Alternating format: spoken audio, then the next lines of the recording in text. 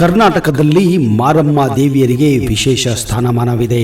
ಅದರಲ್ಲೂ ಶಿರಸಿಯ ಈ ಮಾರಿಕಾಂಬಾ ದೇವಿಯನ್ನ ಕರ್ನಾಟಕದ ಎಲ್ಲ ಮಾರಿಯಮ್ಮ ದೇವಿಯರಿಗೆ ದೊಡ್ಡಕ್ಕ ಎಂದೇ ಕರೆಯಲಾಗುತ್ತದೆ. ಅಂದರೆ ಕೊಲ್ಲೂರಿನ ಮೂಕಾಂಬಿಕೆ, ಮೈಸೂರಿನ ಚಾಮುಂಡೇಶ್ವರಿಗೂ ಈಕೆಯೇ ಅಕ್ಕ. ಶಿರಸಿಯ ಮಾರಿಕಾಂಬಾ ದೇವಾಲಯವನ್ನ ಅಮ್ಮನವರ ಗುಡಿ, ಮಾರಿಗುಡಿ, ದೊಡ್ಡಮ್ಮನ ಗುಡಿ ಹೀಗೆ ನಾನಾ ಹೆಸರುಗಳಿಂದ ಕರೆಯಲಾಗುತ್ತದೆ.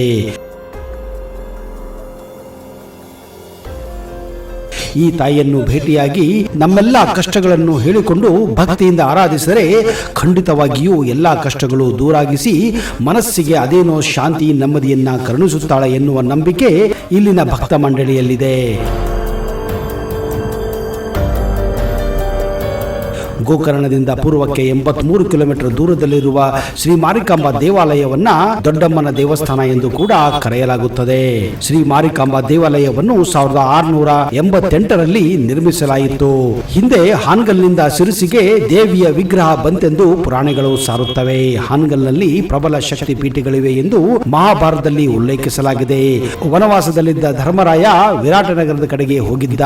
ಅವರು ಗ್ರಾಮದ ಪ್ರವೇಶದಲ್ಲಿ ದುರ್ಗೆಯನ್ನ ನೋಡಿದರು. ಸಮಾಜದ ರಕ್ಷಣೆ, ದಯೆ ಮತ್ತು ಕಲ್ಯಾಣಕ್ಕಾಗಿ ಅವರು ಅಲ್ಲಿ ಆಕೆಯನ್ನ ಪೂಜಿಸುತ್ತಿರು ಎಂದು ಹೇಳಲಾಗುತ್ತಿದೆ. ಹಾನಗಲ್ಲನ್ನು ಮಹಾಭಾರತ ಸಂದರ್ಭದಲ್ಲಿ ವಿರಾಟನಗರ ಎಂದು ಕೂಡ ಕರೆಯಲಾಗುತ್ತಿತ್ತು. ಇದನ್ನು ಚಾಲುಕ್ಯ ಶಾಸನದಲ್ಲಿ ವಿರಾಟನ ಕೋಟೆ ಎಂದು ಕೂಡ ಉಲ್ಲೇಖಿಸಲಾಗಿದೆ. ಇಲ್ಲಿ ಶ್ರೀದೇವಿಯ ಜಾತ್ರೆಯು ಶ್ರದ್ಧೆ ಮತ್ತು ಭಕ್ತಿಯಿಂದ ನಡೆಯುತ್ತದೆ. ಹಾನಗಲ್ ಜಾತ್ರಾ ಮಹೋತ್ಸವದ ನಂತರ ದೇವಿಯ ವಿಗ್ರಹವನ್ನ ಆಭರಣ ಸಮೇತ ಪೆಟ್ಟಿಗೆಯಲ್ಲಿ ಹಾಕಿಟ್ಟಿದ್ದರು. ಅದನ್ನು ಎತ್ತಿಕೊಂಡು ಹೋದ ಕಳ್ಳರು ಆಭರಣಗಳನ್ನ ಎತ್ತಿಕೊಂಡು ವಿಗ್ರಹವನ್ನ ಶಿರಸಿಯ ಒಂದು ಕೆರೆಯಲ್ಲಿ ಹಾಕಿದ್ದರು. ಅಂದಿನಿಂದ ಮಾರಿಕಾಂಬಾ ದೇವಸ್ಥರಿಗೆ ಕಳ್ಳರೆಂದರೆ ಆಗುವುದಿಲ್ಲ. ಕಳ್ಳಕಾಕರು ಈ ತಾಯಿಯನ್ನ ನೋಡಿದರೆ ನಿಜಕ್ಕೂ ಹೆದರುತ್ತಾರೆ.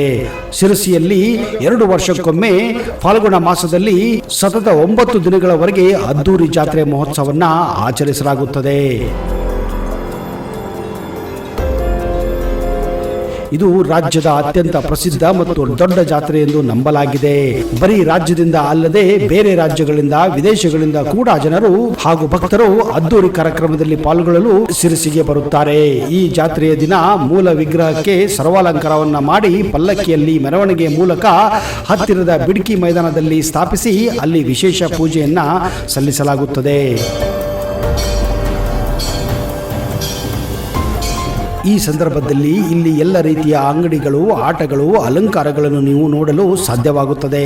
ಇದೇ ಸಂದರ್ಭದಲ್ಲಿ ಹಲವಾರು ಅಪರಾಧಗಳು ಕೂಡ ಇಲ್ಲಿ ನಡೆಯುತ್ತವೆ.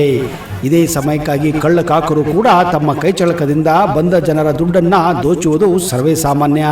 ಇದೇ ಕಾರಣ ವರ್ಷದಿಂದ ವರ್ಷಕ್ಕೆ ಪೊಲೀಸರು ಇಲ್ಲಿ ಬರುವ ಭಕ್ತಾದಿಗಳಿಗೆ ಜಾಗೃತಿಯನ್ನು ಇದರ ಬಗ್ಗೆ ಮೂಡಿಸುತ್ತಾರೆ. ಅವರಿಗೆ ತಕ್ಕ ರಕ್ಷಣೆ ಕೊಡಲು ಇಲ್ಲಿ ಮುಂದಾಗುತ್ತಾರೆ. ಇತ್ತೀಚೆಗೆ ಕೊರೋನಾ ಆದ ನಂತರ ಮೊದಲ ಬಾರಿಗೆ ಈ ಜಾತ್ರೆ ನಡೆದಾಗ ಇಲ್ಲಿ ಸಾವಿರಾರು ಜನರು ಸೇರಿದ್ದರು. ಕಾಮಾಕ್ಷಿ ಎನ್ನುವ ಹೆಣ್ಣು ಇಂತಹ ಜಾತ್ರೆಗಳನ್ನ ಹುಡುಕಿಕೊಂಡು ಹೋಗುತ್ತಿದ್ದಳು.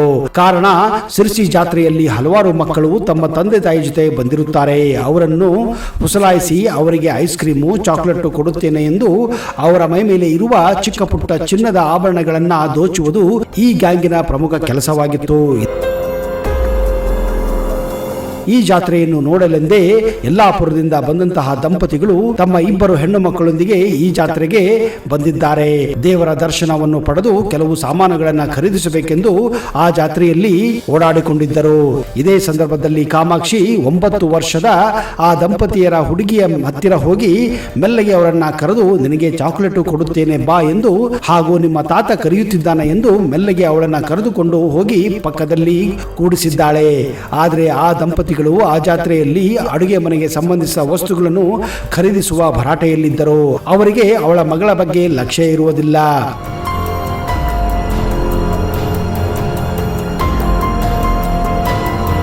ಕಾಮಾಕ್ಷಿ ನೇರವಾಗಿ ಆ ಹುಡುಗಿಗೆ ಒಂದು ಜಾಗದಲ್ಲಿ ಕರೆದುಕೊಂಡು ಹೋಗಿ ಅವಳಿಗೆ ನಶೆ ಬರುವಂತಹ ಚಾಕ್ಲೇಟ್ ಅನ್ನ ಕೊಟ್ಟು ಅವಳ ಕಿವಿಯಲ್ಲಿ ಇದ್ದಂತಹ ಚಿನ್ನದ ಆಭರಣಗಳನ್ನು ಎತ್ತಿಕೊಂಡು ಅಲ್ಲಿಂದ ಪರಾರಿಯಾಗಿದ್ದಾಳೆ.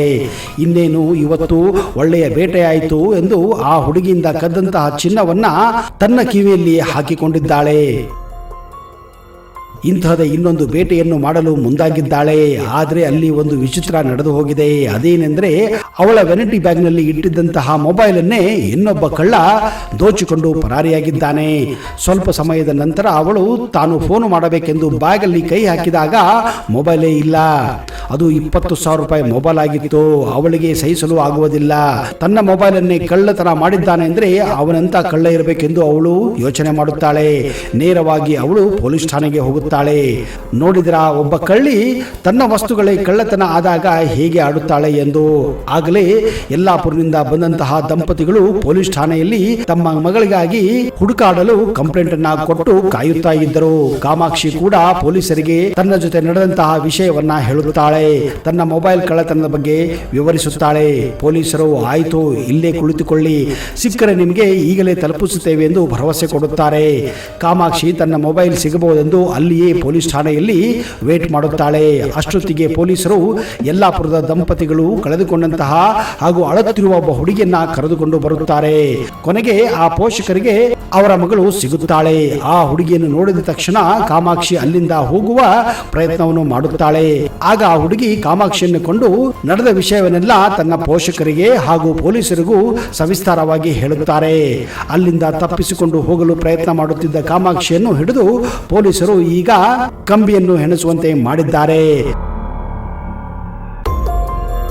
ಕಾಮಾಕ್ಷಿ ತನ್ನ ತಪ್ಪನ್ನು ಒಪ್ಪಿಕೊಂಡು ತನ್ನಿಂದ ದೊಡ್ಡ ತಪ್ಪಾಗಿದೆ, ಬಿಟ್ಟು ಬಿಡಿ ಎಂದು ಬೇಡಿಕೊಂಡಿದ್ದಾಳೆ. ಜಾತ್ರೆಯಲ್ಲಿ ಇಂತಹ ಕೆಲಸ ಮಾಡಬಾರದಾಗಿತ್ತು. ಆ ತಾಯಿ ಮಾರಿಕಾಂಬ ತನಗೆ ತಕ್ಕ ಪಾಠವನ್ನೇ ಕಲಿಸಿದ್ದಾಳೆ. ನನ್ನನ್ನು ಬಿಟ್ಟು ಬಿಡಿ, ನನ್ನನ್ನು ಕ್ಷಮಿಸಿ ಎಂದು ಆ ದಂಪತಿಗಳಲ್ಲಿ ಕೇಳಿಕೊಂಡಿದ್ದಾರೆ. ಆದರೆ ಪೊಲೀಸರು ಈ ಕಾಮಾಕ್ಷಿಗಾಗಿ ಹಲವಾರು ದಿನಗಳಿಂದ ಹುಡುಕಾಟ ನಡೆಸಿದ್ದರು. ಆ ಗ್ಯಾಂಗಿಗಾಗಿ ಕಾಯುತ್ತಾ ಇದ್ದರು. ಕೊನೆಗೂ ಈ ಗ್ಯಾಂಗು ಈಗ ಪೊಲೀಸರ ಪಾಲಾಗಿದೆ.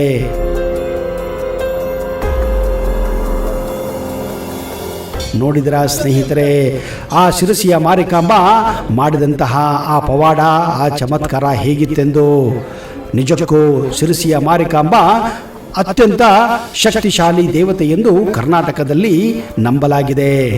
ಸ್ನೇಹಿತರೆ, ನಿಮಗೇನಾದರೂ ಅವಕಾಶ ಸಿಕ್ಕರೆ ಶಿರಸಿಗೆ ಹೋಗಿ ಆ ದೇವಿಯ ಆಶೀರ್ವಾದವನ್ನು ಪಡೆದು ಪುನೀತರಾಗಿರಿ ಎಂದು ನಾವು ಕೂಡ ಹಾರೈಸುತ್ತೇವೆ. ಇಂತಹದೇ ಆಶ್ಚರ್ಯ ಹಾಗೂ ರೋಚಕ ಮಾಹಿತಿಯೊಂದಿಗೆ ಮುಂದಿನ ಸಂಚಿಕೆಯಲ್ಲಿ ಮತ್ತೆ ಸಿಗುತ್ತೇನೆ. ಅಲ್ಲಿಯವರೆಗೆ ಜೈ ಹಿಂದ್, ಜೈ ಕರ್ನಾಟಕ. ನಿಮಗೆಲ್ಲ ಶುಭವಾಗಲಿ.